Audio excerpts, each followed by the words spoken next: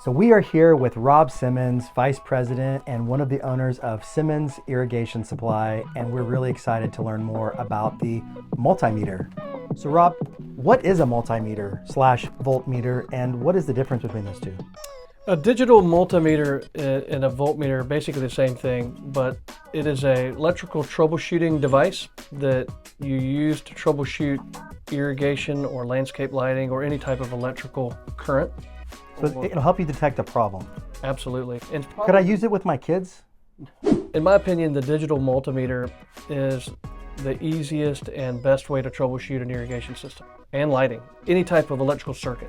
All right, so tell me how this thing works. What do we do? What's the first step? So you put it on the right scale, which would be voltage alternating current with the sine wave, and then you make sure that you're on the right scale to the left. And then these two leads will... Oh, no, I know what to do with these. I see a lot of people, they like to lick things before they stick them in electrical outlets. Is that a safe practice? That is not a safe practice. Okay, so these things, I stick them into an outlet. Is that what I do? That's correct. Okay, just kind of put those in there.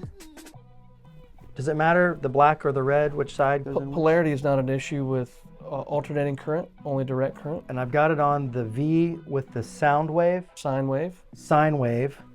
And I turn this dial from off to 200, right? Correct. Why do I turn it to 200? Because you're operating a lower scale, which would be 120 volt. So you pick the number that's higher than the number you're trying to find. Okay, so it says 120, so we're good to go? We're good to go. So now we know that. What's the next thing we can test? We know that there's power coming to the outlet. We know that we have power to the device. Then you'll check power on the discharge side of the transformer. Do I use the same Use the same V scale. with the sine wave? Correct. All right, so 26.4. Correct. This episode is brought to you by Moore Farms Botanical Garden, where Southern tradition meets cutting-edge horticulture. Discover our tours, classes, and camps at moorefarmsbg.org. The outlet is good. Now the power coming into the device is good. What's the next step? Now you're going to check the terminal that goes to your valve. We'll go to station 1 at 5 minutes. To run. Turn it to run. Okay, so now what? And I can touch these. I'm not gonna electrocute myself. Are you gonna shock me, Rob? I'm not. Ah! We have 25.8. 25.8 volts. That means we know the controller's working. Okay, so now we got the station, the valve. Now we have the valve. Is this the station?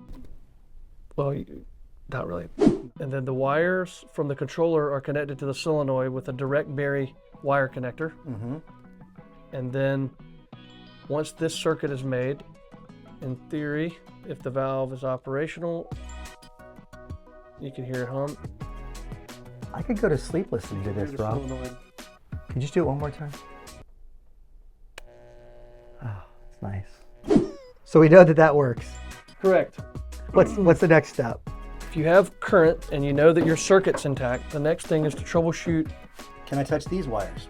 You can, but you need to make sure that you I gotta change this. change the scale to What do I change it to? ohms resistance, which is omega. Oh, omega. Yeah, okay. And then I go to that. Okay, what do I do next? You go to the resistance scale that has the tone. Okay. It'll allow you to check your continuity and your resistance. 36. 36 ohms of resistance. That's good. That's within the range. Okay. What's the range again?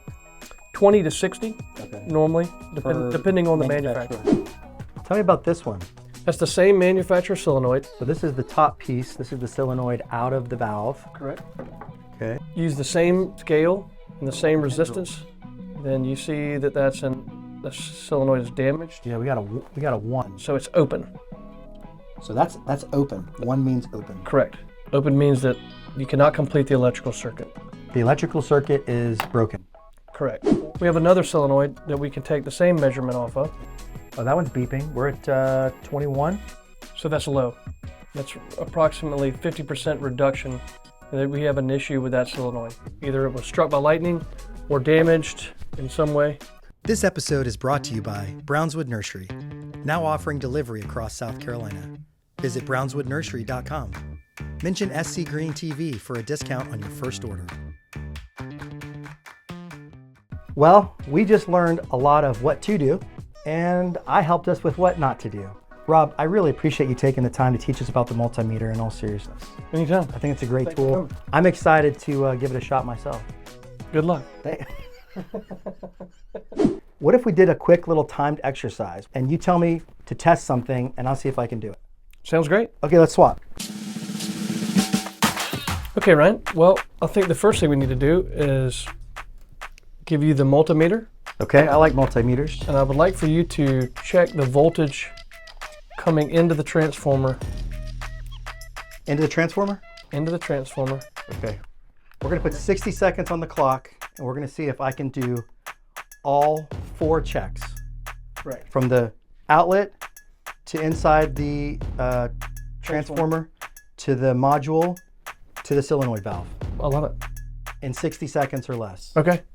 Do you think I can do it? I think you can. I think you have way too much confidence in me. Okay, 6 seconds on the clock. What do you want me to do first? Check your outlet to make sure you have good power. Okay, You have it on the right scale. I turn it to the V and I turn it to 200. Correct. Then I stick these bad boys deep into this outlet. I got 120.4, which means it's good. Your voltage is good. Voltage is good. Then I switch to Nope, same nothing. scale. I leave it the same scale. And I'm gonna stick it into these little 24 amp, this little 24 volt, exactly. That's probably what I meant. And then I'm gonna jam these bad boys in here and it's gonna tell me I'm at 26.3, baby, that's right. So you know your voltage is good Voltage on the is good. discharge side of the transformer. Now, I've got 2 wires coming out, but I gotta activate the timer first. So I'm gonna put a little time on the clock. Go to manual. I'm gonna go to manual, and then I'm gonna put some 5 minutes on the clock. I'm gonna go to run, it's on. Here's what I'm not gonna do this time. I'm not gonna touch these wires because there's actual power going to them. So I'm not gonna do that. And then I'm gonna touch that to there. And you have current. Oh, I'm so close, hold on. All right, I got 25.8. So good to go? Good to go. All right, now what do I do? Turn this off? Turn it off. System off. Now I got a solenoid valve.